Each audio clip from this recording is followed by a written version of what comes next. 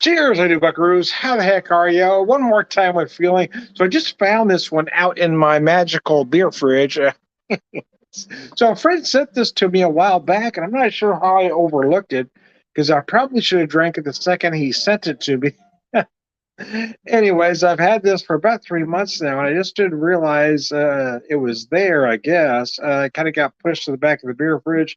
I think I might have misread the label at first. Anyways, I digress. Regardless, I hope I didn't lose anything, but anyway, thanks, Dave. I appreciate it. Aslin Beer Co.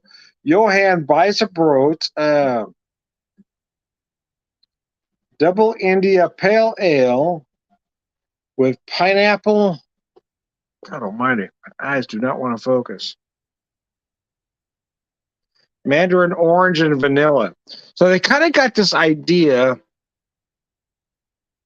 Well, my opinion is, I think what they're trying to come up with here, sort of a Julius kind of thing, which I think is the whole point of any hazy IPA. But that's an argument for another day, I suppose. Well, what I do notice right away, though, again, this may have been optimal about 3 months ago, but anyway, nevertheless, you do feel a lot of vanilla on the nose. The first thing I noticed right away was that vanilla. And orange cream right reminded me of was as a kid going to the Foster Freeze and getting an orange freeze, which, that's what the nose reminded me of, the orange freeze. And then the first sip reminded me a lot of an orange freeze. Of course, there's pineapple and some other things that you're going to notice as well. But it really is that vanilla that gives you those cream-like notes. Those dreamsicle, or we used to call them 50-50 bars. They call them dreamsicles now, I do believe. The orange with the vanilla ice cream in the middle.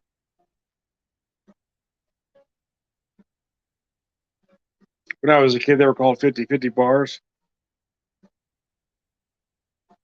God, this is good. Yeah, that's gorgeous. I'm not a huge fan of the style, to be honest with you. I'm not as enamored by hazies as most are. This one is good. It's really good. I'm not as enamored, and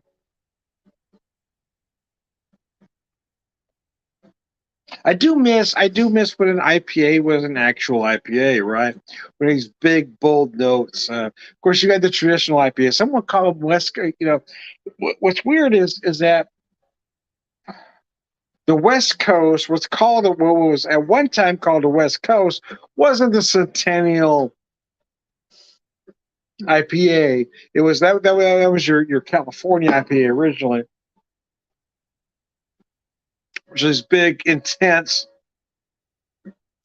grapefruit and pine notes. But then the so-called West Coast was really a San Diego IPA, was all about these big tropical fruit notes. But now all that whole thing is a little muddled now. And of course, you got the hazies that are, they don't even taste like an IPA. They don't have the numbers of an IPA.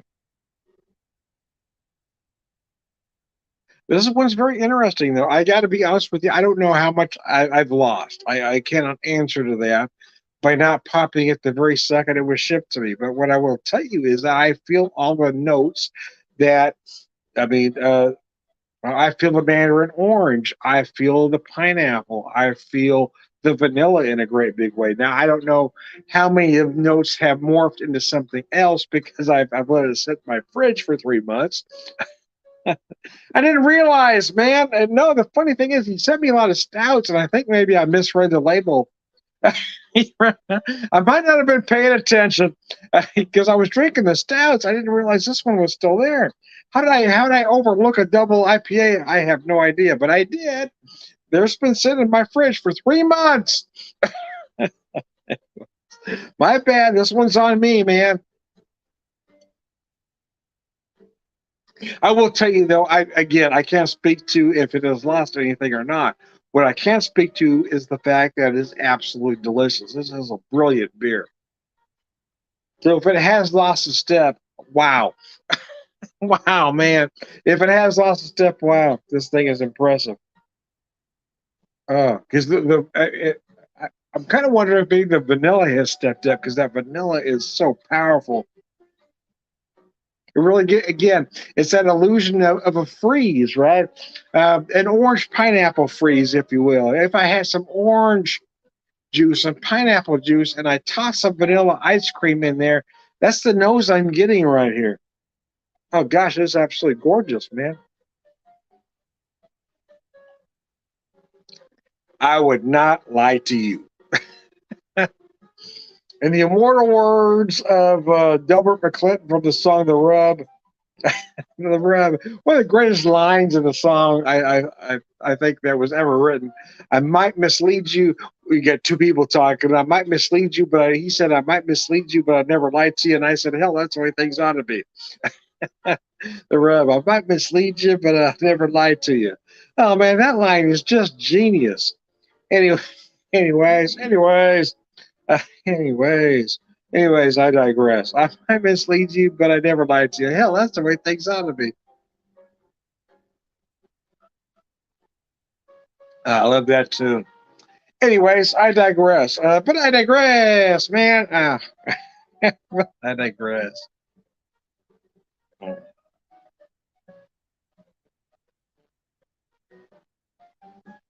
Late on, so my wife and I were having a discussion before we hit midnight about the time change.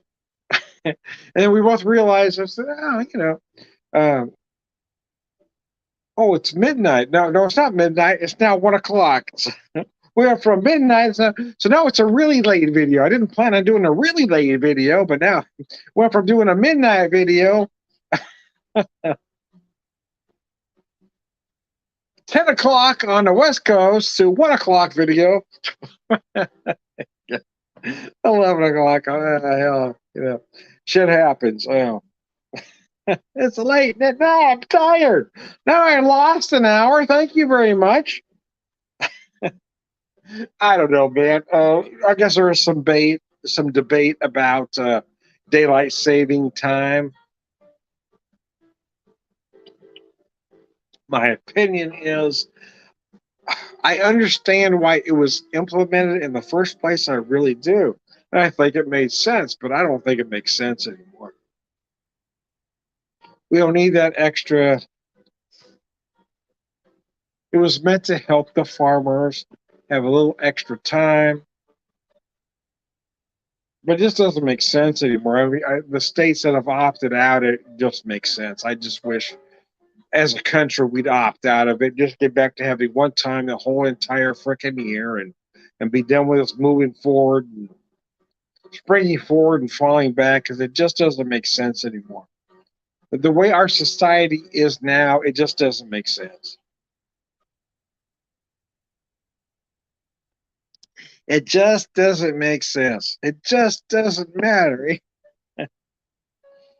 Oh, probably some the movie Meatballs flashbacks. It just doesn't matter. It just doesn't matter. Anyway, I digress. But I digress, man. If you have any questions or comments, throw it up there. If you'd like to be part of the video, let me know, and I'll send you the link.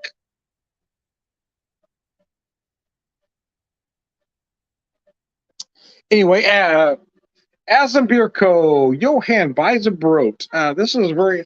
I just can't figure out how I overlooked this beer for 3 months, man. Because I've been going through some stuff. Because I've said in several videos now I have nothing left but barrel aged stouts. Because somehow this one got shoved all the way to the back, and I just found what the hell are you doing there? It was like it was fighting for its life, not wanting to get drank. And here we go. Here we go. It's good though. I got to tell you, he sent me several beers from Aslin Beer Co. Everything I've had has been pretty damn good, man. This one is interesting. Here's the thing, though, is that they say this style should not be aged at all. You need to drink it right away. This one's been in my fridge for 3 months. And I got to be honest with you, if it has lost a step, it's still damn brilliant. Um, the vanilla in this thing is so intense. The first thing I noticed, the vanilla and the orange, it just reminded me of that Foster Freeze orange freeze from back in the day in Southern California. If you're not from Southern California, you're not going to understand the Foster Freeze reference, but there you go. Only Californians will get Foster Freeze, but there it is. It's an orange freeze, baby. But there is some pineapple that you can't taste, but that's the first thing I noticed on the nose. It just felt just like an orange freeze. Anyways, I digress. But I digress, man. But I digress, baby. I digress. Cheese whiz and bacon. It's been a weekend, man. Trying to teach an old dog a new trick.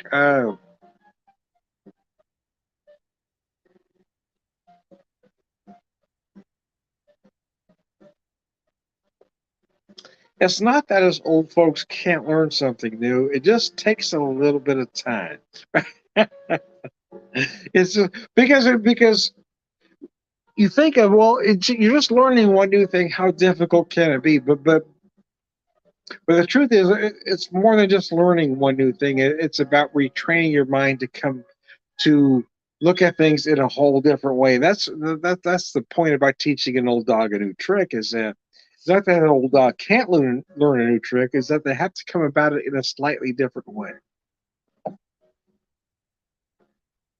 Like math, for instance. New math. There's always a new math.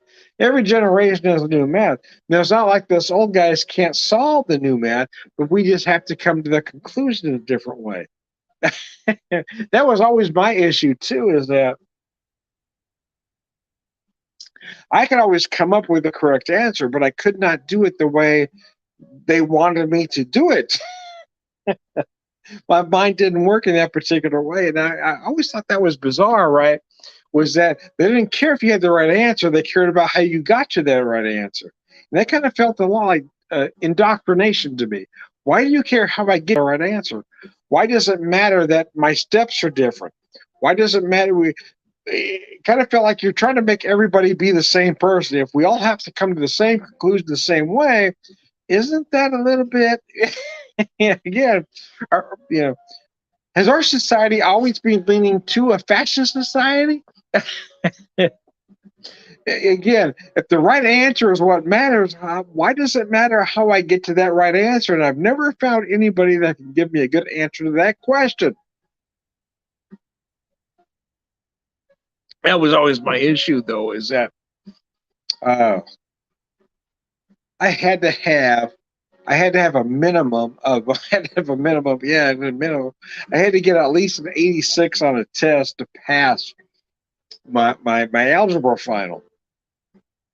And I got to be honest with you, I didn't understand a damn thing that was going on in the class. It just didn't make any sense to me. My mind just didn't work that way, the way they wanted it to work. Because you had to have the test, but you had to turn in your work because they wanted you to get to it a specific way. So, me being me, I had this idea. I knew there was no way in hell I could get to it the way they were. So I thought I could get to the right answer. So I got to the right answer, and I held my work, the test, and my work up to the teacher. He saw it, and then he looked away. I put the paper down, and my work went away. So anyway, I got a B plus on that test. I got a B plus. I needed an 86, and I got an 88. So I couldn't find your work, but I saw you turn it in, so I knew it had to be there one time. So thanks, I appreciate that. When I knew damn well I hit that thing because it wasn't going to match. I could get to most, again, I guess if I could get to every right answer, I got an A plus, but I did get a B plus, so which means I got the most of the right answers, right? Oh. But I didn't think about that at the time. I'm thinking, why does everybody have to get to the right answer the exact same way? And that does feel a lot like indoctrination, does it not? I mean, it feels a lot like fascism. Why does everybody have to get to the same right answer the exact same way? If you can get to the right answer, why does it matter what it took you to get there? It seems like they're trying to make everybody's brain work exactly the same way. The truth is, not everybody's brain does work the same way. I mean, the right answer is the right answer. So if the goal of a question is for you to get to, if the goal of the question is for you to get from point A to point B, why does it matter how you got there? And that's always been something that still bothers me about math today is that they still want you to do that. They still want you to show your work and get there a specific way. Uh, just in my opinion, anyway, a right answer is a right answer. It doesn't matter how you get there. Why is it so important that we all get there the exact same way? I'm waiting for someone to give me an answer that makes sense. And it hasn't happened yet. And I will say, in all honesty, for me, I will admit that I was a bit of, hmm, uh, well, I have Tourette's, I have OCD, I have a lot of things. The problem is that none of that was diagnosed back then, but I might have had a little ODD too, which is oppositional defiant. I might have wanted to just be my own person, and so that was probably part of the problem back then too, as well. Oppositional defiance disorder.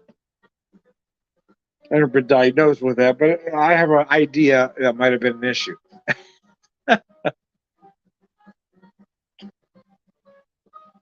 The truth is that I just it just doesn't make a lot of sense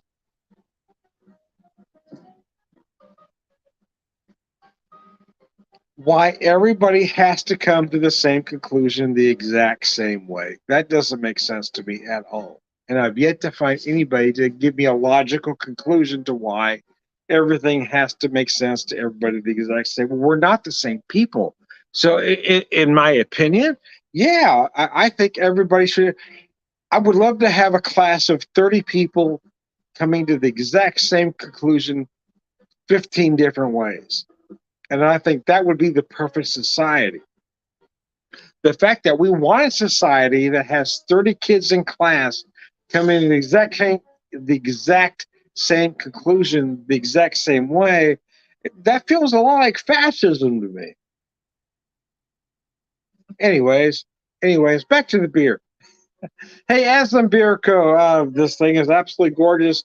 I apologize for making it sit on my or sit in my beer fridge for so long, but my only excuse is I kind of forgot about it. And if it has lost a step, hell, you would know it by me. This thing is absolutely brilliant. I am Tom the Beer Whisperer, beer evangelist, prolific beer drinker, purveyor of wisdom, and